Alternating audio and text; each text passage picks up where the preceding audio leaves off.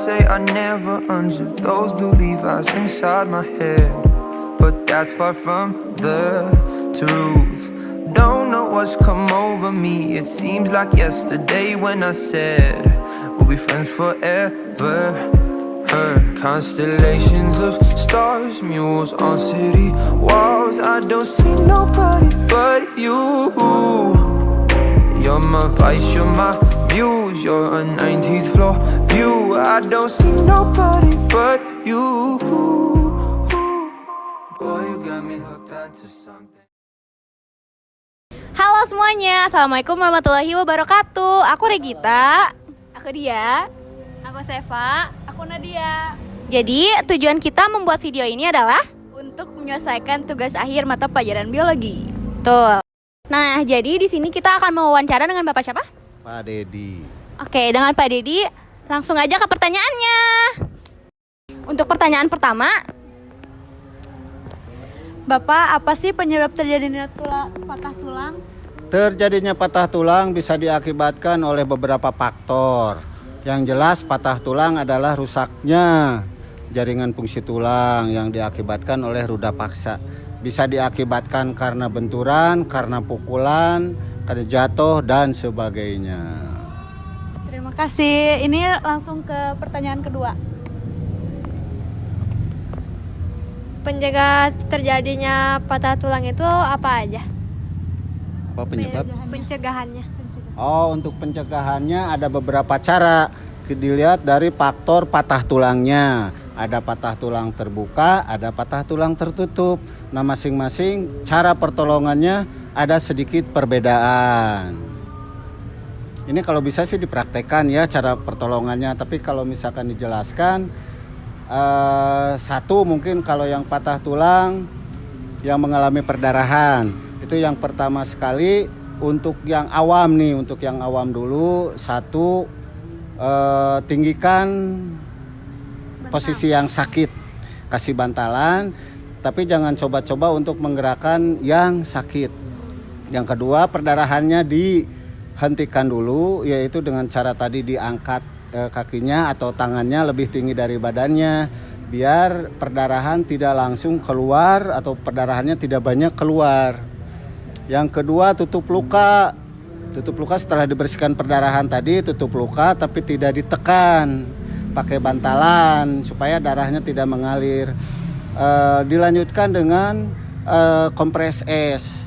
Nah, untuk menunjang patah tulangnya biar tidak banyak bergerak, biar mengurangi rasa sakit, kita kenal dengan cara pembidaian, pemasangan bidai, yaitu untuk tulangnya tidak banyak bergerak atau yang patahnya tidak banyak bergerak. Kompres, kasih bidai, kasih spalek. Setelah itu kalau misalkan kita ada di perjalanan atau di luar, ya hubungi pihak yang lebih berwenang, terutama rumah sakit lah. Oke, kita lanjut aja ke pertanyaan yang selanjutnya. Apa tuh? apa nih? Jadi aku mau nanya, cara penanganan patah tulang itu seperti apa sih? Cara penanganan patah tulang terutama ini yang untuk pertolongan pertama. Satu, patah tulang orang yang sakitnya itu tidak boleh banyak bergerak. Ya, diimobilisasi lah supaya tenang gitu ta.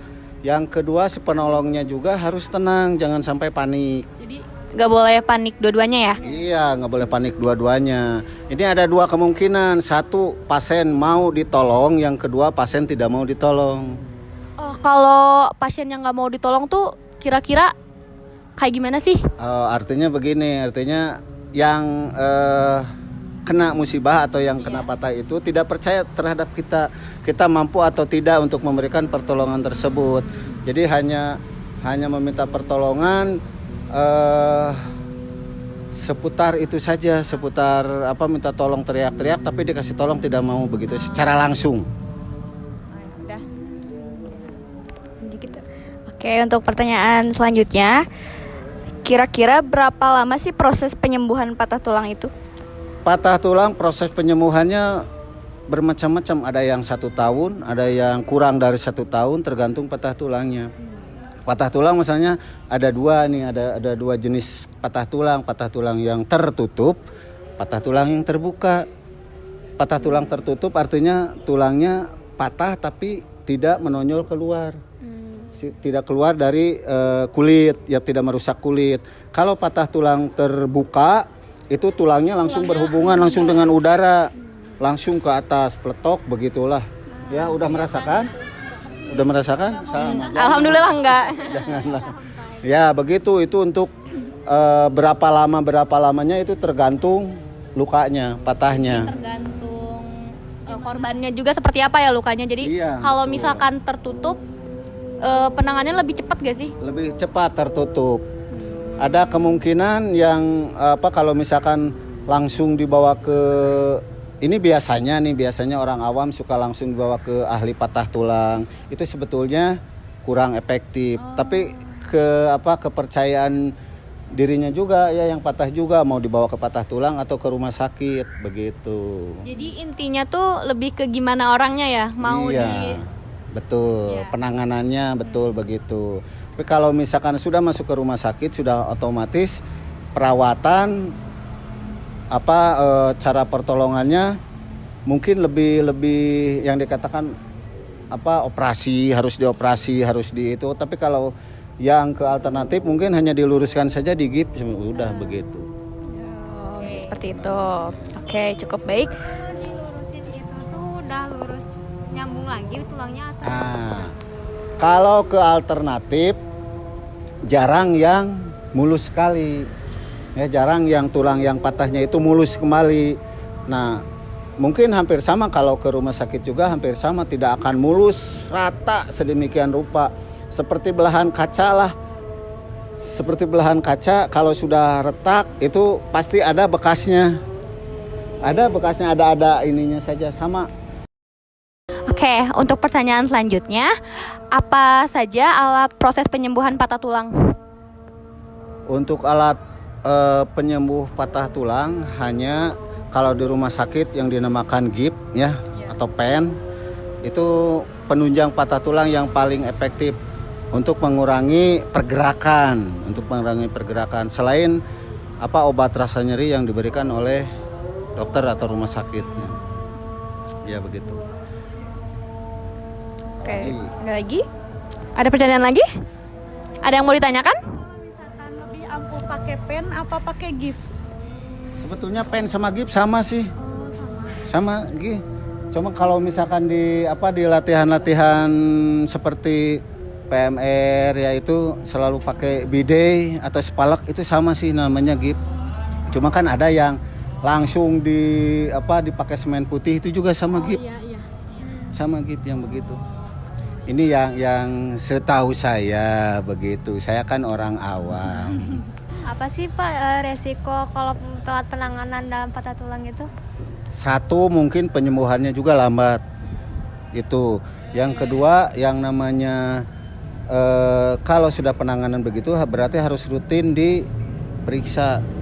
Kalau tidak bisa menyebabkan cacat, bahaya cacat gitu.